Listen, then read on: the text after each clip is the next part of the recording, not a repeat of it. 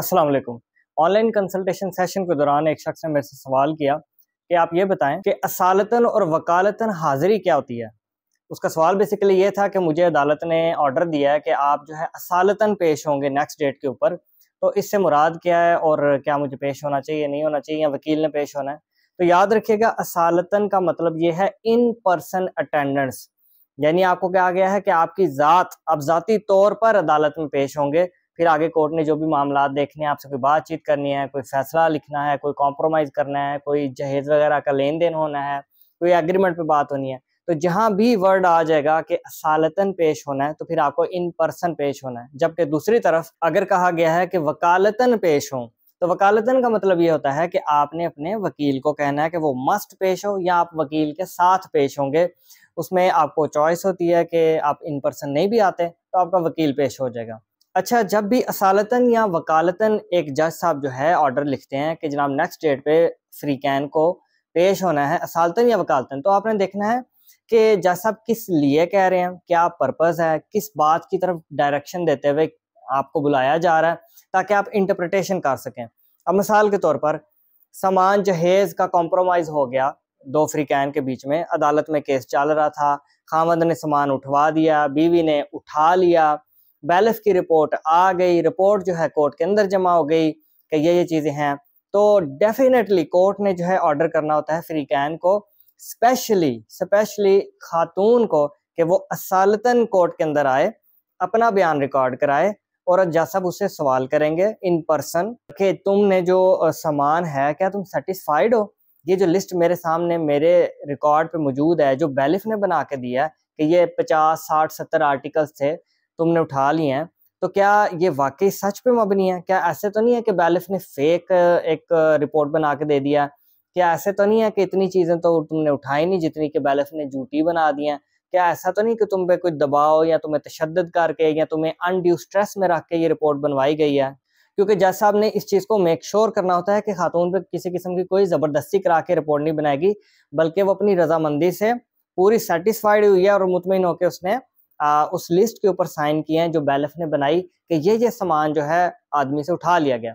अब वो अदालत में पेश हो जाएगी खातून, और खातून से जो है फिर जज साहब सवाल करेंगे। जब जज साहब सेटिस्फाई हो जाएंगे तो उसकी जो बैलिफ की रिपोर्ट है उसको फाइनलिटी हासिल हो जाएगी।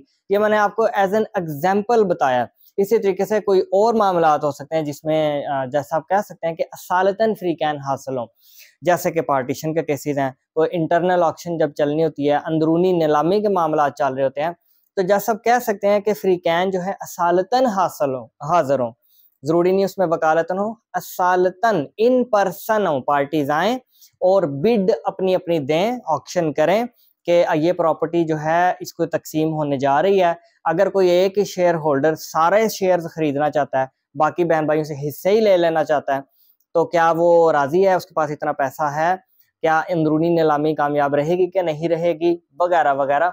तो जैसा फिर इन पर्सन बुलाते हैं, फ्री कैन से बात करते हैं, फैमिली मेंबर से या share holders of the property से, कि भाई आपकी क्या राय है, आप कितनी बिड कर सकते हैं, कैसे इसको सॉर्ट आउट किया जाए, आया कोई कॉम्प्रोमाइज की शक्ल सूरत है कि नहीं है, या कोई और मामला आता है। फिर जज साहब जब देखेंगे कि अगर इन पार्टीज के बीच में इंटरनल ऑक्शन हो ही नहीं पा रही है, किसी एक बात पे खड़े ही नहीं हो रहे, ये इतने कुछ झगड़ालू हैं कि आपस में लड़ रहे हैं, नाराज रह रहे हैं, तो फिर जज साहब ऑर्डर करेंगे कि एक्सटर्नल ऑक्शन की तरफ जाएं।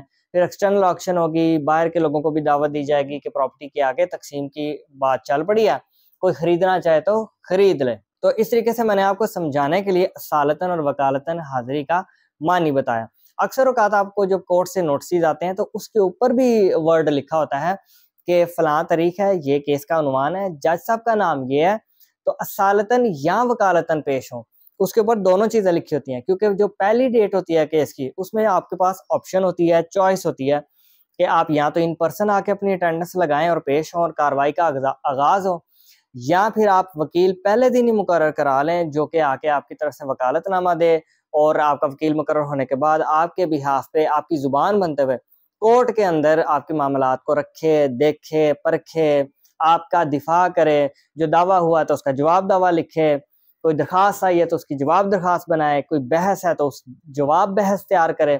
गर्ज ये कि फिर आपको पूरे इख्तियारात आपने अपने वकील को दिए होते हैं, और वकालतन असालतन आपको पहले से ही डायरेक्ट कर दिया जाता है कि अटेंडेंस किस नौयत की होनी चाहिए।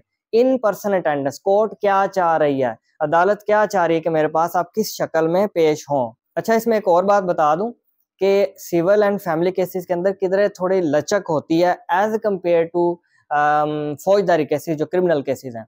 क्रिमिनल केसेस के अंदर आपको हर दफा असालतन ही पेश होना पड़ता है। आपकी जमानत लगी हुई है या आपका फौजदारी मुकदमा ट्रायल है, चाहे कत्ल का मुकदमा है, चोरी का मुकदमा है, इलीगल वेपन्स का मुकदमा है, चर्च का मुकदमा है, गर्ज ये कि किसी भी नौयत का मुकदमा जो क्रिमिनल नेचर का, उसमें आपने हमेशा असालतन पेश होना है। आपने एक गैर हाजिरी की नहीं तो आपकी फौरन जनाब वारंट निकल आएगा। उसमें असालतन और वकालतन आप पे पाबंदी है, आपने कोई हाजिरी मिस नहीं करनी। फैमिली एंड सिविल केसेस के अंदर थोड़ी सहूलत है कि अगर बंदा नहीं भी आ रहा तो चलो वकील आ गया, वो उसके मामला देख रहा है। ये लॉ की नेचर है। दोनों लॉज के अंदर थोड़ा फर्क है। फैमिली एंड सिविल को अगर आप एक तरफ करें, दूसरी तरफ आप सिर्फ क्रिमिनल केसेस को करें, तो इनकी नेचर में जमीन आसमान का फर्क है। इनको जो डील करने वाले लॉज हैं वो जमीन आसमान का उनमें फर्क है।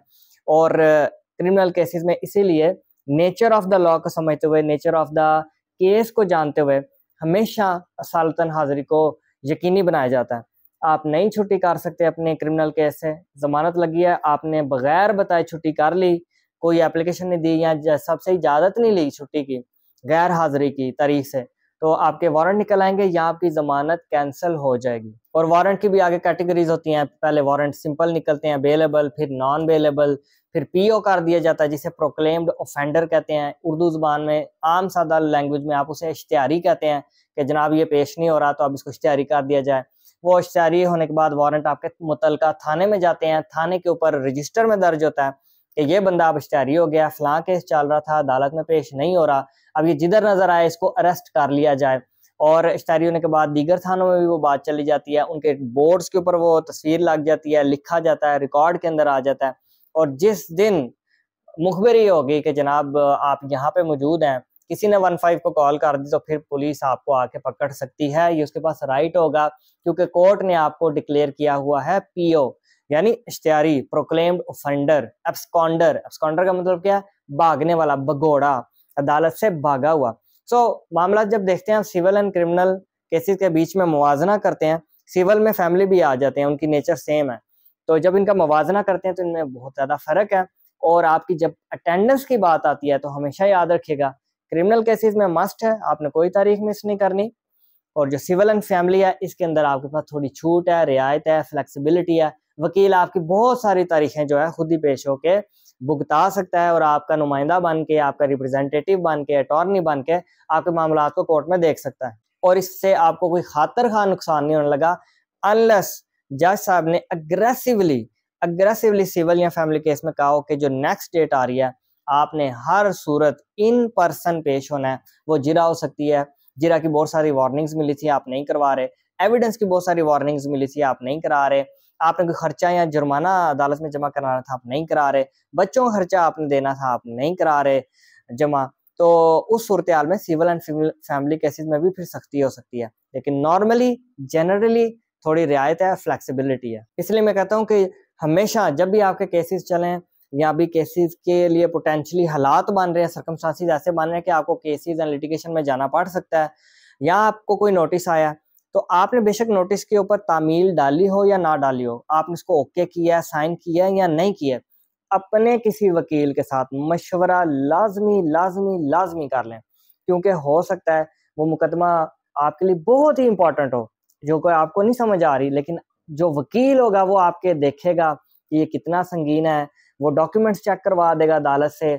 और जो आप थोड़ा सा बच रहे हैं, एक दिन वकील के साथ थोड़ी सी मेहनत करके आपको कागज मिल जाएंगे, आप सुकून से सो तो सकेंगे, आपको टेंशन नहीं रहेगी। तो हमेशा अपने मामलात के ऊपर गहरी नजर रखा करें और वकील की कंसल्टेशन लाजमी लिया करें। कंसल्टेशन के लिए स्क्रीन पर नंबर दिया हुआ है, राब्ता चार्जेस लागू हैं। Thank you very much.